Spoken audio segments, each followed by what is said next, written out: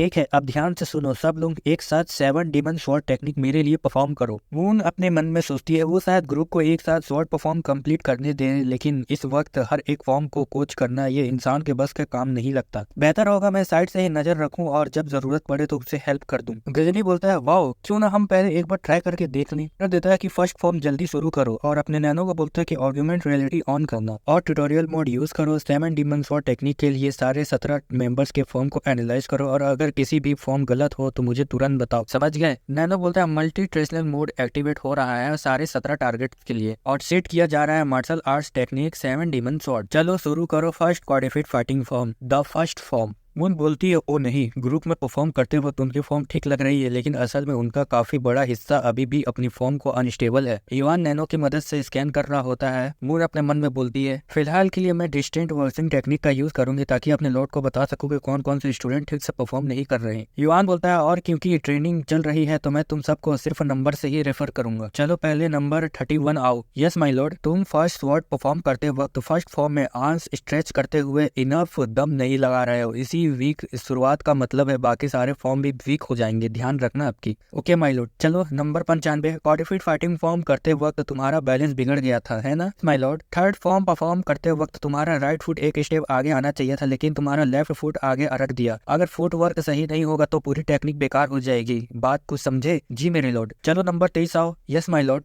Form करते वक्त तुम्हारी स्वॉर्ड का टिप बार बार नीचे गिर रहा है और थर्ड फॉर्म पर राइट फुट के स्टेप पर तुम सिर्फ वेस्ट स्ट्रेंथ लगा नहीं रहे हो। ऐसा नहीं, असली ड्राइविंग फोर्स तुम्हारी हिप्स रोटेशन होनी चाहिए। पावर वेस्ट नहीं है, पूरी बॉडी का फ्लो सही से नहीं है। ओके माय लॉर्ड, मैं समझ गया। मून मन में सोचती है नहीं, मुझे तो होंग पर एक्स्ट्रा केयरफुल नजर रखनी पड़ रही थी, फिर भी उसने अपनी सारी फ्लो बिल्कुल परफेक्टली पॉइंट आउट कर दी। क्या उसने एक ही पल में सबको एब्जॉर्ब कर लिया? Next number 508। जब भी तुम अपना स्वॉर्ड परफॉर्म कर रहे हो स्टेप लेते वक्त तुम अपने नीज के पूरी तरह स्ट्रेच रख देते हो। ऐसा करने से जैसे ही तुम आगे फॉर्म कंटिन्यू करते हो तो तुम्हारा बॉडी पर अननेसेसरी स्ट्रेंथ पड़ता है। ठीक है लॉर्ड, मैंने याद कर लिया। ये सिर्फ साफ नजर होने का मामला नहीं है, ये तो उसने अभी काफी आगे निकल चुका है। अब फिर से first codified fighting form perform करो, इस बार धीरे करो और जो टिप्स मैंने दिए उन सब का सही यूज करना। जी मेरे लॉर्ड। फिर सभी के सभी फर्स्ट फॉर्म से शुरुआत कर रहे होते हैं। युवान दूर से देख रहा होता है अपने नैनो की मदद से और बोल रहा होता है यहाँ अभी भी काफी ज्यादा काम बाकी है। अब उन्हें इस टेक्निक को खुद प्रैक्टिस करना होगा और खुद ही समझना होगा। उनकी फॉर्म्स मैं बाद में ठीक कर दूंगा।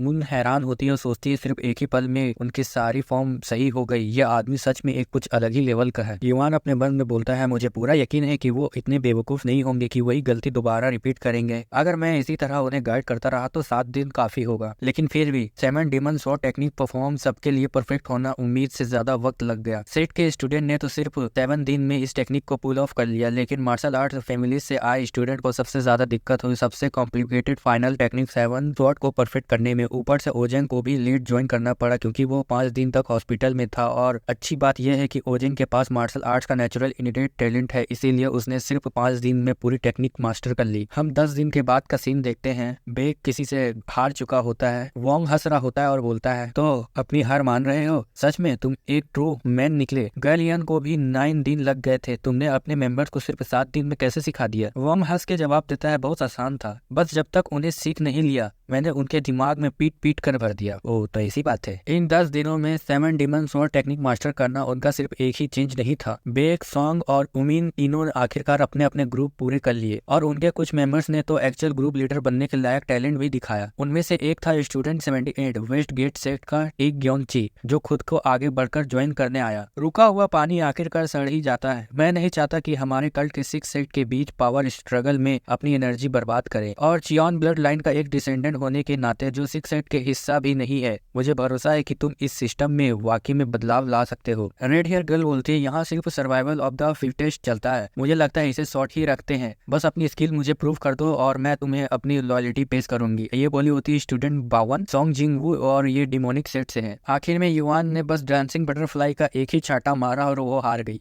और बस इसी तरह 2 अर्ली एक्सटेंडेड मास्टर युवान के साथ उसके फॉलोअर्स बनकर जुड़ गए और उन्हें 10 दिनों के अंदर वंग को और सैंग ने रेगुलर ट्रेनिंग को बिल्कुल सीरियसली लिया, जिसका नतीजा ये निकला कि वो दोनों भी अर्ली एसेंडेंट मास्टर के इंटरनल स्टेज में पहुंच गए। युवान बोलता है तुम दोनों को एसेंडेंट मास्टर स्टेज तक पहुंचने पर मुबारक हो। Thank you my lord. Wang बोलता है मुझे अभी भी बहुत आगे तक जाना है। आपके फर्स्ट स्वॉर्ड के रूप में मैं ट्रेनिंग जारी रखूंगा ताकि मैं कभी भी आप पर बोझ नहीं बनूं। बेग मन में बोलता है क्या ये फर्स्ट स्वॉर्ड लड़की बोलती है क्या? हाँ फर्स्ट स्वॉर्ड। ग्रुप में से एक बाहर आता है और बोलता है मेरा मतलब झगड़ा करने का नहीं है, लेकिन मुझे लगता है फर्स्ट स्वॉर्ड का टाइटल हमारे ग्रुप लीडर बेक या मून के लिए ज्यादा सुटेबल होगा। हाँ बिल्कुल, अगर हम उनके मार्शल आर्ट परफॉर्म को ध्यान में रखें तो मुझे लगता है ये दोनों की पोजीशन के लिए ज्यादा फिट है। हमारे ग्रुप लीडर वॉन्ग बाकी दोनों जितना ही टाइटल के लायक हैं। तुम बस ये फुट डालने की कोशिश कर रहे हो। अगर किसी को टाइटल इतना ही चाहिए तो वो सेकंड स्वॉर्ड या थर्ड स्वॉर्ड बन सकता है। सेकंड या थर्ड स्वॉर्ड? मजाक कर रहे हो क्या तुम इस वक्त? मुझे नहीं लगा था कि ये ऐसी बात है जिसमें मुझे बीच में पढ़ना चाहिए। माय लॉर्ड, आपके पास इतने ज्यादा फॉलोवर्स हैं, मुझे पहले से ही अंदाजा था कि ये बात कभी न कभी उठने वाली है। बस मुझे ये उम्मीद नहीं थी कि इतनी जल्दी हो जाएगी। मुझे लगता है आपको इस मौके का फायदा उठाकर हम सब के बीच एक स्ट्राइक हारेची स्टेबलिंग करनी चाहिए। लॉयल्टी जरूर हो सकती है, लेकिन इस कल्ट में स्टेटस वो चीज है जो आपको असली पावर देती है। कृपया इस बात को याद रखें। इवान फिर अपने मन में सोचता है वो बिल्कुल सही कह रही है। इतने बड़े ग्रुप को लीड करने के लिए एक क्लियर हेरेडिटरी जरूर होती है, लेकिन प्रॉब्लम ये है थर्ड एग्जामिनेशन के टाइम बिल्कुल पास आ चुका है। अगर ये लोग इसी बात पर लड़ते रहे और इंजर्ड हो गए तो हमारे लिए बहुत नुकसान होगा। तो फिर मुझे क्या करना चाहिए? इतना बोल के सोच रहा होता है और सभी को शांत कराता है और बोलता है मैं तुम सबकी फीलिंग समझता हूँ और इसी वजह से मैं इस सिचुएशन को सबके लेवल को डिसाइड करूंगा, इस मौके के तौर पे यूज करूंगा और मैं यहाँ के सबसे स्किल्ड 6 लोग को चुनूंगा। उन सबका स्टेटस बराबर होगा और वो 6 लीडर होंगे। नहीं, उन्हें मेरे 6 स्वॉर्ड कहा जाएगा। माय लॉर्ड, क्या कोई खास वजह है कि आपने ये 6 स्वॉर्ड चुनने का फैसला किया? जब हम इस एकेडमी से ग्रेजुएट होंगे तो हमें 6 सेक्ट का सम्मान करना पड़ेगा। उनका मुकाबला करने के लिए मुझे फ्रंट लाइन पर 6 स्वॉर्ड चाहिए। और अपने मन में सोचता है अगर हम 6 सेक्ट को गिरा देते हैं और उनकी जगह 6 स्वॉर्ड आ जाता है तो क्या ये बस हिस्ट्री का खुद को दोबारा रिपीट करना नहीं होगा? युवान बोलता है सिर्फ इसीलिए कि तुम अभी 6 स्वॉर्ड में से एक बन गए हो, इसका मतलब ये नहीं है कि तुम हमेशा इसी पोजीशन पर रहोगे। हर साल मैं एक कंपटीशन करूंगा जिसमें सिर्फ 6 लोग मेरे 6 स्वॉर्ड चुने जाएंगे, और चाहे मैं इस कल्ट के टॉप पर क्यों ना पहुंच जाऊं, ये रूल कभी नहीं बदलेगा।